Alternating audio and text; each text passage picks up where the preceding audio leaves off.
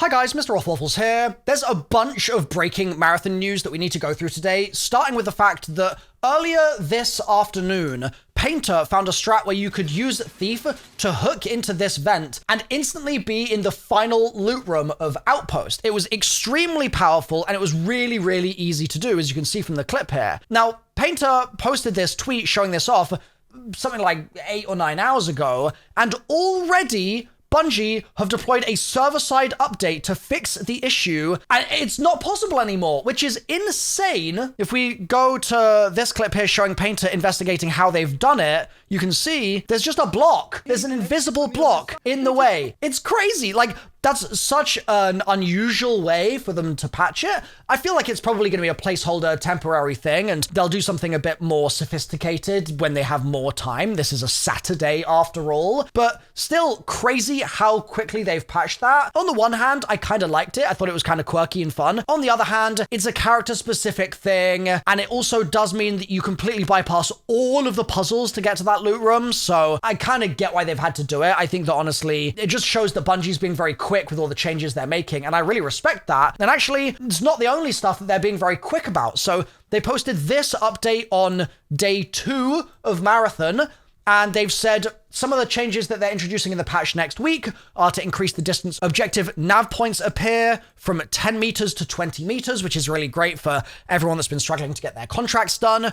They're increasing the number of med cabinets on perimeter, the amount of starting ammo in Midas, Syak, and Arachne sponsor kits as well. And there's some other changes they're making too to things like the premium currency to make that a bit of a better deal. So Bungie, to their credit, are really being very communicative and moving very fast with all of this stuff, and I think that they deserve some props for that. Now, speaking of all of that stuff, Outpost has also obviously just released, and some of the reactions that I've seen to Outpost so far have been so positive. My own experience has been cinema. I think it's an incredible map, but let's just go through some community opinions here real quick. Cami saying, Outpost is fixing a lot of my problems with the way players enjoy playing extraction shooters, period. Now that they have to move and are on a clock, the game becomes so much more playable. Next person, Kelsky here. Kelsky's been hating on Marathon for weeks, and not in like a blind hatred kind of way, but just in a way saying, I've been trying it and it's not for me. Like, we can actually look at Kelsky's profile here real quick. If I scroll down,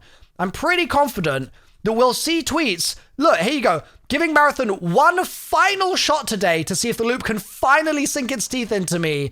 Like, just giving it that final chance, and then, it's happening. The symbiote is approaching, and Kelsky's having fun now, and has now said, I played Outpost for the first time, then did a solo run where I got 3 kills with nothing but a knife. The game has fully got me. I've become completely Marathon pilled. Bring on Cryo Archive. And this is a massive turnaround, right? From someone that I've just seen consistently being not really hooked on the game. And it's a story I see time and time again, where there's creators or there's players who give it an hour or two and they're like, meh, this game's mid.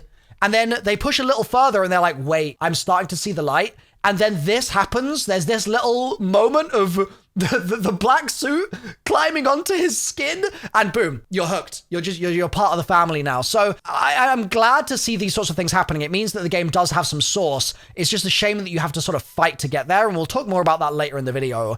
I've seen one peg say, Outpost is one of the best extraction maps I've ever played in any extraction game ever. It might be the best one I've played. Bungie cooked on that map. Holy balls. And there's responses saying, no way, it's better than Streets or Interchange, surely. But clearly, OnePeg feels that this really is one of the best extraction maps of all time. It's fast-paced, it's difficult, you're forced to dodge the environment, you have to search for items and get in, get out, constant pressure, constant moving, always pushed. It's just good.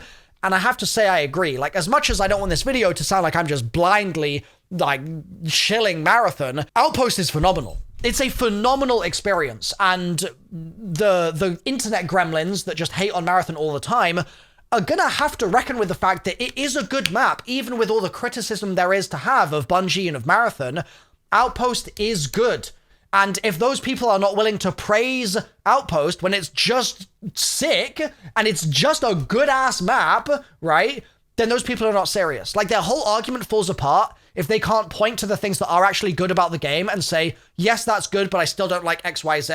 That would be fine. If they can't do that, though, they're the opposite of a shill. They're a bum. That's what they are. They're just a bum. Hidden Xperia here. The new map, Outpost, is one of the best video game maps I've ever played in an extraction shooter and any other game. The level design's so intricate and deep, it feels like a real location functioning as you'd expect in-universe, not just as a game map. It's got it all. It's got the gameplay flow, but then it's also even got the ludic cohesion, right? The narrative harmony is there too, and Luke is looking at it from that angle. So very, very positive. It's just a shame about all of these absolute gremlins. It's just a shame that these people have no lives, like genuinely no lives. It's so weird. Moving on. Cool Runners Craig says, is it too early to say Outpost is the best video game map of all time? Clearly the praise is pretty intense, right? Now, because Outpost is so good, it's made people kind of reevaluate the way that they were looking at this post from Bungie. So Bungie said here, just take a little look at this. Embargo and gameplay guidelines. Marathon launches at 10 a.m. PST on March 5th. This we already know. There's no embargo on any coverage. However, we ask you to hold your full review and impressions until you play Cryo Archive, Marathon's pinnacle endgame zone and experience, which will be unlocked in the second half of March. To be clear, this is not a mandate. It's just a request or a suggestion. So this is not something that they're holding anybody to. Reviewers are welcome to do whatever they want. But if a reviewer wants to give a holistic view of the game and a complete view of the experience, they kind of need to evaluate it with Cryo as well in the second half of March. And I think prior to the release of Outpost, people were sort of thinking, meh, Bungie's just trying to sort of buy some extra weeks for some extra tweaks and patches and stuff. Maybe this is just sort of a sneaky manipulation thing. But now that Outpost is out, I get it. Outpost is a completely different experience to Die Martian Perimeter. It's a different game. And if that singular map can change the experience that much, what the hell are we going to see in Cryo Archive? Like, it may well take the game from like a 6 in some people's eyes to like a 9. We just don't know. Now, granted, it could suck, and then it would be a little bit of egg on Bungie's face, I think. But it's interesting the Outpost has kind of vindicated them, I think, in this regard. And hopefully Cryo does the same thing when it launches, and hopefully it's just as cool as Outbreak is. Now, alongside that, Bungie's been making some pretty big moves. One of those is to say, we want to give you a heads up that our goal is first and foremost to preserve the experience and surprises for our players. Obviously, we don't know exactly when Cryo is going to launch, and we seem to be having an ARG going alongside the game right now with the Durandal terminals and the website and stuff, which is pointing towards the release, but we don't know when it's going to be just yet. And they're saying, we will be issuing takedowns for any data mined content that's not yet been revealed to players. So if somebody comes in and tries to spoil the fun with the Cryo reveal, it's going to be taken down. And I think, honestly, this is kind of a good move. Like, I think that there's going to be some controversy potential here with if someone thinks that something isn't actually a leak and then they post it and then they get a takedown and they're like, why the hell am I getting targeted? It's an area where Bungie gets a lot of flack from people already for things like TOS enforcement and stuff like that. And this is another area where that could happen. But I think it's probably net positive for the game, at least in this period where Cryo is approaching, and it would be much better for all of us if it wasn't spoiled. Like, that organic experience would be much better. Like, I think we can all agree with that. So they do specify data mining files already revealed, character models, weapons, etc., and creating fun art as a result will not be taken down. So you can still rip models from the game that are in the playable build, that are available to players live, but if it's playable in the build and go full through your thing, you're fine. If it's not playable in the build, you should stay away from it and do not make content on it or post about it as a leaker, seems to be the stance. Now, all of this said, the elephant in the room is that the game hasn't cracked 100k concurrence, right? And we were sort of wondering, okay, maybe over the weekend, maybe it'll get up to higher numbers or something, but it is hitting a bit of a ceiling. And in comparison, and the comparison is always drawn to Ark Raiders, right? Ark obviously had something like, 300k in its launch weekend. So this is significantly less. There are a few reasons why I think this is the case. Number one, Ark was just viral in a massive way. The build-up hype to that game was unbelievable. So obviously, it was going to have a stronger start. And also, I think Ark appeals to a broader type of player base. I think the Ark is a bit more friendly. I think it's a bit more welcoming. I think Marathon, ultimately, is pretty hardcore, and it's always going to have a little bit of a smaller community as a result of that. So I look at these numbers and I go, I mean, that's still a lot of people that bought the game, and the more people that buy the game, the more it's going to actually give Bungie runway to keep the lights on and keep the servers open, right? So that's a good thing if you're a Marathon fan, but yeah, I mean, they could be higher. Those numbers could be higher. The question will be, is Bungie able to pull a Destiny 2 here and reach peak player count like 5 years or something after the launch of the game? Like, is there a world where we can start with our 50 to 100k concurrence now, but then in 6 months' time, we get the Season 3 update, and it's so insane, and it's Christmas time, and everyone's going nuts, that it ends up being a 200k concurrent cap. And then maybe we can climb from that. Like, I don't really know what Bungie's going to be able to achieve here, but I think as a Marathon fan, these numbers should at least make you feel somewhat hopeful, because it's not a Concord 3. Like, the Concord 3 situation has categorically been avoided, and the Steam reviews back that up as well. It's like 90% positive. People are really loving the game. People are clocking a large number of hours as well, which was not happening with any of the Concords. So, looking positive in that regard. Now, alongside that, I've kind of seen some sentiment turning towards Ark recently. So I saw this story here. Ark Raiders was reportedly logging your Discord DMs during gameplay. They were found being written in plain text to a local game log file. The same also had Discord bearer authentication token in it. Embark is working on a hotfix. I haven't looked into this in great detail, to be completely transparent with you guys, but in the last week or so, I've seen quite a lot more people saying, oh, well, Ark is fun, but it doesn't do X. And for some people, Marathon fills that gap. Now, obviously, there are some things that Ark does that Marathon just categorically doesn't do.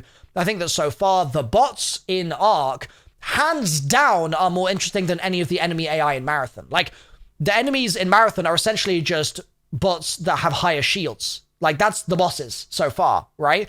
We just have puzzles in Marathon that are not really as present in other games. So that's sort of been the USP as opposed to the AI itself. So yeah, an interesting twist and quirk to see this happening while Marathon is having its launch. Not something that I think is going to really harm Ark in any meaningful way, but yeah, just something worth noting. Now, in terms of whether Marathon can survive from here, I've seen Shroud saying he thinks even if Bungie had like 5 players left on Marathon, he doesn't think that they would pull the servers down. It's just sunk cost fallacy. You're too invested at that point, so they're going to keep it live. I don't know if I agree with this. Like, I think that there is a point where they wouldn't keep the servers going because it's just going to be more and more money going to zero. And I feel the same way about Destiny, to be honest. I think that there is a world where they just shut down Destiny. I wouldn't want that to happen because I really like Destiny, and I especially like Destiny raids, and I want to raid more in the future. But I don't really agree with Shroud here, but I figured I would share this regardless because he's obviously a thought leader in the community. Now, speaking of this sort of thing, Peanut has had some interesting interactions with Marathon because he's had this to say in a Hutch clip that came out today. Here we go. I'm going to play it for you guys. Peanut, 1:30, and you're also just not telling us that you're getting on? I just woke up. Peanut's You not world. hear my voice right now? Bro. I just woke up. I drank some thick, sticky Asian juice, popped a 6 million Delight, and I'm ready to ride. I love that. I love that you're playing offline. That's so great.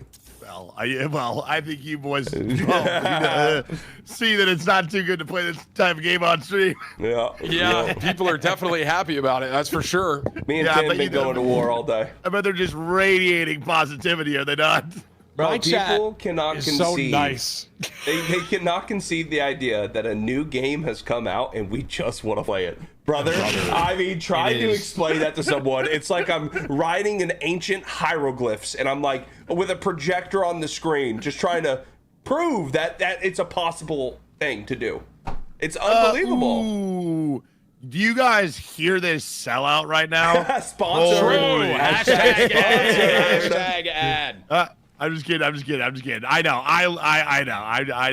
It's incomprehensible that we can just like a game that they may not like, but you know, whatever. Whatever.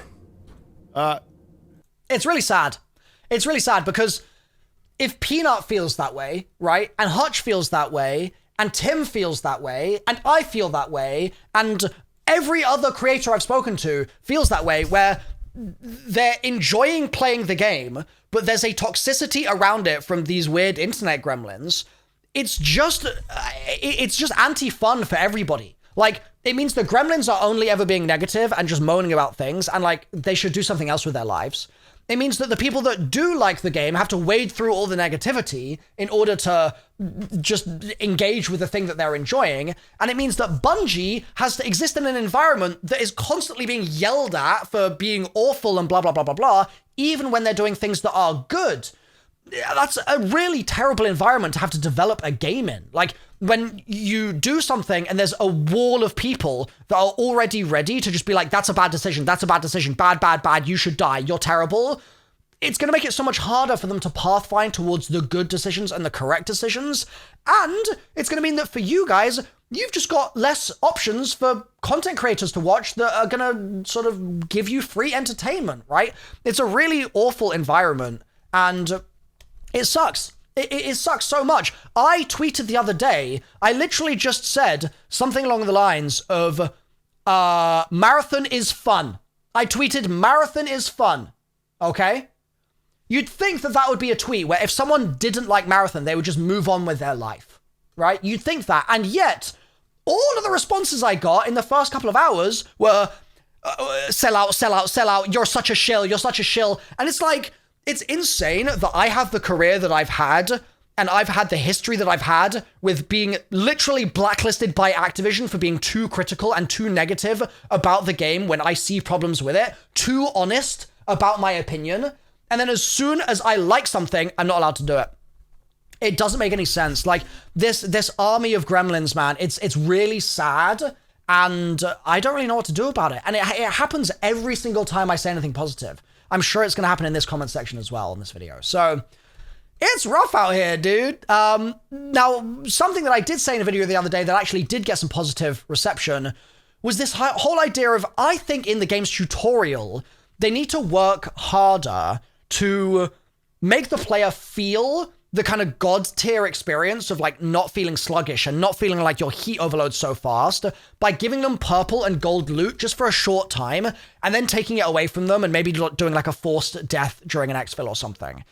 The reason I think that would be good is I see so many new players right now bouncing off the game in the first couple of hours.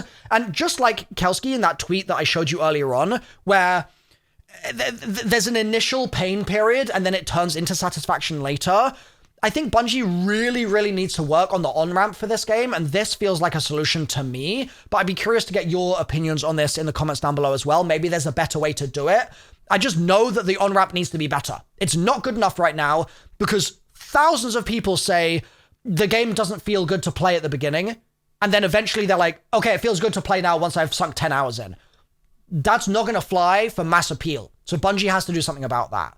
Now, the last thing I want to say in this video is this. This is really cool. So, Stefan Reese has posted on LinkedIn to say the team at Bungie chose to keep those of us who didn't make it to see the launch of Marathon in the credits. For those of you who don't work in games, let me impress upon you how profoundly rare, kind, wonderful, and classy a move that is. It is a strange thing to feel seen and valued by a studio you are no longer with, but here I am, moved to tears. Thank you, runners. I miss you terribly. And this is awesome because I have spoken to countless developers over the years at different game studios, and one of the biggest annoyances that they have is when they leave a studio 3 months before a game ships for whatever reason. Maybe they end up with an illness and they have to either retire early, or they have to just leave the company to deal with it. Maybe they have some kind of crazy life event happen. Maybe they just change jobs. These things happen, right? And then they don't make it into the credits despite the fact that they worked on the game for 5 years. That happens so often in this industry, and it's really cool to see Bungie bucking that trend here and having this senior producer with clearly over 70 titles shipped, 71 now, buddy, saying that this is something that they should be absolutely praised for. So W Bungie for that. Again, even if you're a Marathon hater, You've got to acknowledge that that is positive. So overall, all right, I know I've been abundantly positive in this video, and that makes me anxious because I know that I'm going to get ripped into by all the goblins. I think, as far as marathon launches could have gone, there's a world where the game comes out and it is Concord 3. Like, it fully could have been the case that the game could have dropped and it could have had 1,000 players and nobody would have actually been invested in it, and everyone would have bounced after a few hours and it would have died an immediate death. That could have happened. But that is not the world we live in. It's actually had an incredibly smooth launch. The servers have been phenomenal, and we know Bungie historically has had problems with that, but there have been no server issues for me. The stability of the game has been great. There's been no crashing significantly or like anything along those lines. There are very few bugs. There are some bugs, but very few relative to how many there could have been. I don't really have a lot to criticize. The first 2 maps are decent, and then Outpost is absolute cinema. They're doing an ARG alongside the game. Like, it seems actually very, very positive right now. So I am enjoying it a huge amount. It's why I'm streaming it all day long, because I'm just having a good time. But I am being worn down spiritually by the goblins endlessly yelling in chats and in comment sections and in tweet replies, etc. And that is making me sad. That is really making me sad. And I hope that that changes in time, because these goblins could just be playing the game and having fun, and instead they're just rats. And it's just like, I just don't know what to do about it. But that said, lots of positive things to report in this video, and I'll keep you posted with more news like this in the future. So if you like this video format, please leave a comment and let me know. Let's try to fight back against the waves of weirdos that seem to surround Bungie products. And I'll see you next time in more marathon videos. Bye for now.